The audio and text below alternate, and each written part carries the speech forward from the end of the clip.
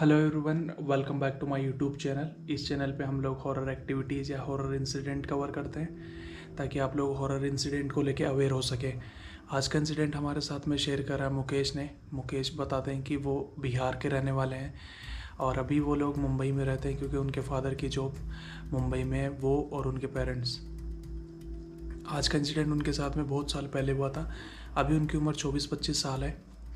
वो बताते हैं कि जब वो स्कूल में 5th क्लास में पढ़ा करते थे तब उनके साथ में एक ऐसी पैरानॉर्मल एक्टिविटी हुई जिसके लिए वो बोलते हैं कि सबको इस चीज़ को लेकर अवेयर होना चाहिए क्योंकि बचपन में की गई गलतियाँ आगे तक भारी पड़ती है और मुकेश भी इसी चीज़ से निकल रहे हैं। तो चलिए शुरू करते हैं आज की कहानी। तो मुकेश बताते हैं कि जब वो स्कूल में 5th क्लास में पढ़ा करते थे तो जिस घर में वो लोग रहते थे उसी घर के पास वाले घर में एक आंटी रहती थी जिनको आए हुए अभी 3-4 महीने ही हुए थे। लेकिन थोड़े ही दिनों में मेरे मम्मी और उनके बीच में बहुत ही ज़्यादा अच्छी दोस्ती हो गई। हमारे बीच में एक फैमिली जैसा रिलेशन हो गया। अगर उनके घर पे कुछ खाना बनता था तो वो हमारे घर पे देते थे और हमारे घर पे कुछ बनता था तो हम लोग उनके घर पे देते थे। हमारे घर पे कोई भी फंक्शन होता तो वो लोग आते थे, उनके घर पे हम लोग जाते थे। और मुकेश बताते हैं कि उनको बचपन में मीठा खाने का बहुत ज़्यादा शौक़ था। जब कभी भी उनके फादर मिठाई लेके आते थे तो वो पूरा का पूरा मिठाई एक साथ खा लेते थे। इस चक्कर में उनकी मम्मी मिठाई छुपा के रखती थी। ऐसे ही थोड़े दिन बीतते हैं और वो आंटी एक दिन मिठाई का डब्बा लेके आती है और मेरे मम्मी को आके बोलती है कि हमारे घर पे एक छोटी सी पूजा कराई थी हम लोगों ने और ये उसकी लड्डू है। तो मेरे मम्मी मिठाई लेके उनको छुपा देती है क्योंकि मेरे मम्मी को पता था कि मैं स्कूल से जैसे ही आऊँगा मैं मिठाई पूरी ख़त्म कर दूँगा। तो शाम को मैं अपनी स्कूल ख़त्म करता हूँ और उसके बाद में मैं घर आता हूँ। जैसे ही घर पहुँचता हूँ, घर पहुँचने के बाद में मैं हॉल में पहुँचता हूँ। हॉल में आते ही मेरे को पता नहीं कहाँ से आवाज़ आती है, लड्डू फ्रीज पे पड़े।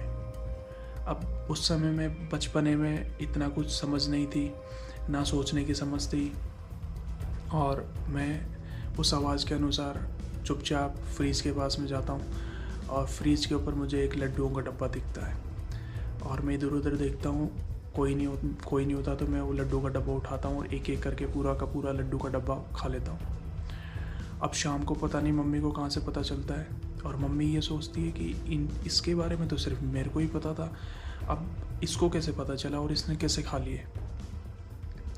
मम्मी इस चीज़ पे कोई ध्यान नहीं देती और ये बात वहीं पे ख़त्म हो जाती है। अभी इस इंसिडेंट को कुछ ही दिन हुए थे कि पास वाली आंटी बिना किसी को बताए चुपचाप वो घर खाली करके वहाँ से निकल जाती है और ना ही वो आसपास वाले पड़ोसियों को किसी को बताती है कि वो लोग घर खाली करके क्यों जा रहे हैं। अभी इस बात को 3-4 दिन ही बीते थे कि मुकेश की तबीयत बहुत ज़्यादा ख़राब हो गई।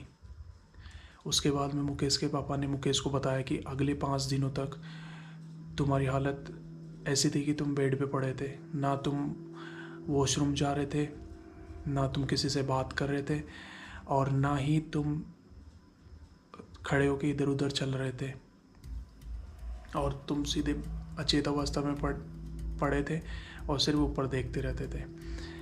एक दिन रात को 1-2 बजे अचानक मुकेश अपने पापा को बोलता है कि पापा मेरे को वॉशरूम जाना है। तो इस बात को सुन के मुकेश के पापा बहुत ज़्यादा खुश हो गए थे क्योंकि पिछले 5 दिनों से वो देख रहे थे वो मुकेश किसी से बात नहीं कर रहा है और उनको बिल्कुल समझ में नहीं आ रहा था कि मुकेश को एक्चुअली हो क्या गया है। क्योंकि मुकेश के पापा इन चीज़ों पे, भूत प्रेत और ऊपरी चीज़ों पे या काला जादू पे इतना ज़्यादा भरोसा नहीं करते थे, वो बचपन से ही बाहर रहे थे। उसके बाद में मुकेश के पापा बोलते हैं कि बेटा कोई बात नहीं, मैं तेरे को वॉशरूम लेके चलता हूँ। तो मुकेश बोलता है कि पापा मेरे को वॉशरूम नहीं जाना क्योंकि मेरा गला दम घुट रहा है, यहाँ पे मेरे को खुली हवा में ले चलो जहाँ पे बहुत सारी अच्छी हवा चल रही हो। तो मुकेश के पापा एक बार सोचते अभी रात का टाइम हो रहा है, अभी कहाँ जाएंगे, बट इतने दिनों के बाद में वो इतने ज़्यादा खुश थे कि वो उसको मना ही नहीं कर पाए। वो बोले कोई बात नहीं बेटा, मैं तेरे को बाहर लेके चलता हूँ। तो मुकेश और मुकेश के पापा दोनों घर के बाहर निकलते हैं थोड़े दूर जाते ही खेतों के पास में एक पेड़ होता है। तो मुकेश के पापा बोलते हैं कि बेटा ऐसा कर, तू वहाँ जाके टॉयलेट कर ले और मैं यहाँ पे खड़ा हूँ। तो जैसे ही मुकेश पेड़ के पास में जाके टॉयलेट करने लगता है तो उसको दूर एक औरत खड़ी हुई दिखाई देती है, जिसका सर जला हुआ होता है और हाथ पे टूटे हुए होते हैं। वो रेंगती हुई लंगड़ाती हुई मुकेश के पास में आती है और मुकेश को बोलती है, तुम मेरे साथ में चलो। और मुकेश बोलता है कि सेम ये आवाज़ वही थी जो उस दिन लड्डू वाले दिन आई थी, और मैं उस आवाज़ से इतना ज़्यादा हिप्नोटाइज हो गया था कि मेरे को बिल्कुल भी समझ में नहीं आ रहा था। मैं उसको मना ही नहीं कर पा रहा था। उसने मेरे को इतना हिप्नोटाइज कर दिया कि मैं उसके जैसा बोला मैं उसके साथ में चलने लग गया। और उधर मेरे पापा जो मुझसे 20-25 कदम की दूरी पे खड़े थे, वो उधर खेतों की तरफ देख रहे थे। उनको कोई आइडिया ही नहीं था कि पीछे क्या हो रहा है। जैसे ही मैं चलने लगता हूँ और अचानक एक आदमी वहाँ पे आता है और वो मेरे को गोद में हवा में उठाता है, और जैसे ही हवा में उठाता है उसके बाद मैं बेहोश हो जाता हूँ। उस इंसिडेंट के बाद में मेरी आँख खुलती है। तो जब मैं आँख खुलती है तो मैं देखता हूँ कि मैं मेरे पापा के पास में खड़ा था। तभी मेरे पापा मेरे को देख के बहुत आश्चर्यचकित हो जाते हैं। बोलते कि यार तू 2 सेकंड पहले तो तू पेड़ के पास में खड़ा था, अचानक तू मेरे पास में कैसे आ गया। और वो सोचने लगते यार हुआ कैसे यार ये एकदम से। तो मैं उस चीज़ पे कुछ नहीं बोलता हूँ और मैं पापा को बोलता हूँ, पापा कोई बात नहीं, अभी हम लोग घर चलते हैं। तो उसके पापा बोलते हैं कोई बात नहीं, ले चल घर चलते हैं अपन लोग। और हम लोग घर आ जाते हैं। घर आने के बाद में पापा और मम्मी आपस में बात करते हैं और पापा मम्मी को सारी बात बता देते हैं जो भी हुआ, कि एक मिनट 2 सेकंड पहले तो वो पेड़ के पास खड़ा था, अचानक एकदम से मेरे पास आके खड़ा हो गया। तो उसके मम्मी बोलते हैं कि मेरे को ऐसा लगता है जिस तरीके से 5-7 दिन से बिहेव कर रहा है, इसके ऊपर या तो ऊपरी हवा है या फिर इसके ऊपर कोई काला जादू करा गया है। तो कल मैं तांत्रिक को बुलाऊंगी और फिर उससे पूछेंगे। तो अगले दिन तांत्रिक घर आते हैं। तांत्रिक घर आने के बाद में उनको ऐसी चीज़ें बताते हैं जिसके बाद में उसके फादर, जिनको इन चीज़ों पे बिलीव नहीं था, वो बिल्कुल आश्चर्यचकित हो जाते हैं। उसके मम्मी आश्चर्यचकित हो जाते, बोले यार कोई ऐसा कैसे कर सकता है। अब वो पंडित जी वो तांत्रिक उनको बताते हैं कि आपके बेटे के ऊपर बहुत खतरनाक काला जादू किया गया है। आप लोग जानते हो, आप लोगों के घर के आसपास में कोई ऐसा है जो कोई काला जादू करता है। तो उसके मम्मी बताते कि हमारे पास में जो आंटी रहती थी, जिसने अभी घर छोड़ दिया है, जिसके साथ में हमारे अच्छे रिलेशन थे, वो हमेशा काले जादू को लेके बातें किया करते थे। बोले उनके पूर्वज बहुत काला जादू करते थे और लोगों को काले जादू की क्रिया सिखाते थे। तो पंडित जी ने बताया कि औरत तुमको खाने को भी कुछ दे के जाती थी क्या। तो वो बताते कि हाँ, वो लोग जिस दिन गए थे उस दिन से पहले वो एक मिठाई का डब्बा दे के गए थे। उस मिठाई के डब्बे में वो लड्डू दे के गए थे। तो एक बात मैं बीच में भूल गया, जब बेड पे पड़ा हुआ था उस समय वो बीच बीच में खाने के लिए जिद करता था, तो सिर्फ वो खीर ही मांगता था। तो उसकी मम्मी ये सोचते थे कि यार इसको खीर ही क्यों चाहिए, और खीर भी वो आंटी चावल दे के गई थी।